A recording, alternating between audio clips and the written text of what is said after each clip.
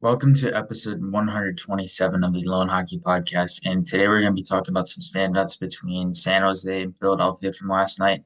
And Matvei Michkov drew back in the lineup yesterday and had a really hot start. He had a breakaway goal and he looked really good throughout the game after being scratched twice in a row. And I don't really know what the purpose behind scratching him was or what the intention was behind it.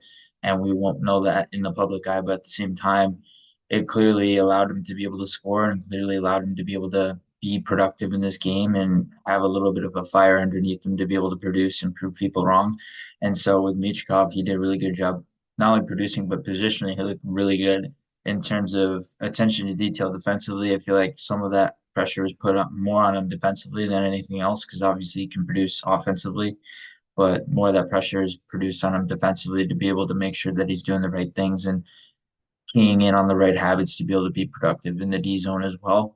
And by far, he's been the most productive player in Philadelphia so far this season, and there's been no one close to him. And he's been really dynamic in terms of his offensive skill and how he can produce not only goals but plays and how he's so good in small areas.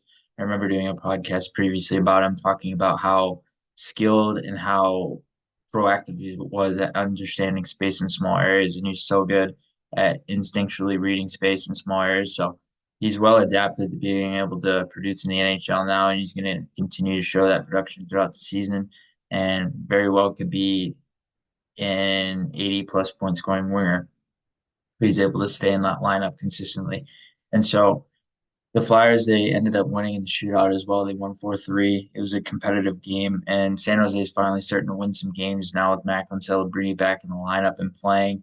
And I feel like some of that boost was needed with him coming back because they were starting to really fall out of the public eye with him gone. And ever since he's come back, he's played better and he's been a point per game player and he's been very reliable for them in all facets of the game. So with him, obviously he looked really good and he played really good. I always notice his speed. And even though to start the season, I feel like with any young center, you're going to notice some incapabilities on draws. And he hasn't won many draws to start the season. That hasn't been a surprise. It was the same with Bedard last year, where trying to win draws is going to take a little bit more time for some of these younger guys coming into the league, and especially centers. And centers don't usually they might be able to win draws at lower levels, but once they get to the higher levels like the NHL and whatever other professional leagues, it becomes a little bit more difficult because of the competition that you're playing. So with Celebrini yesterday, though, he was using his speed, he was using his pace in transition. I noticed his off puck play, his close puck support. He was doing a really good job in terms of keeping an eye on details and being able to drive the middle lane in the O zone and in the neutral zone. So it's a really good sign to see out of him because the ability to be that support style player, but also be a guy who can be reliable when he has the puck and on the power play and in many different sequences. He's noticeable even when he's not scoring, which is a really good sign for San Jose. And Barclay Goodrow looked really good yesterday, very competitive, very tenacious, all across the board, and being able to use his speed to hunt pucks and retrieve pucks. And he's noticeable in the forecheck. And against a very physical, uber aggressive style team like Philly, you want Barclay Goodrow stepping up a little bit more and to play a little bit more of that role. And he fit that role really well. And he played that role really well. And he was noticeable offensively in some ways. And he was productive in some ways as well.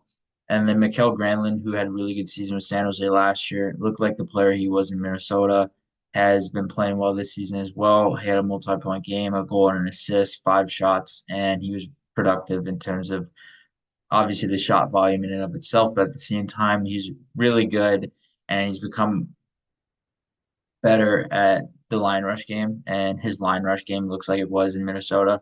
When he was in Minnesota, especially early on in his career, he could really produce off transition offense scenarios and being able to create from the neutral zone to the O zone because he's efficient in his transition offense and how fast he can transition the puck. And you've noticed some of that in San Jose now, where they like to play up tempo in transition. You have a lot of young players who play with speed and skill.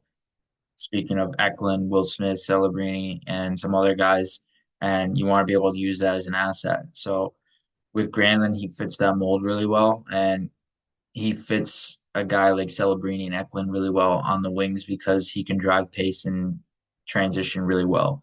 And so he was very productive in that realm yesterday. He did a really good job producing.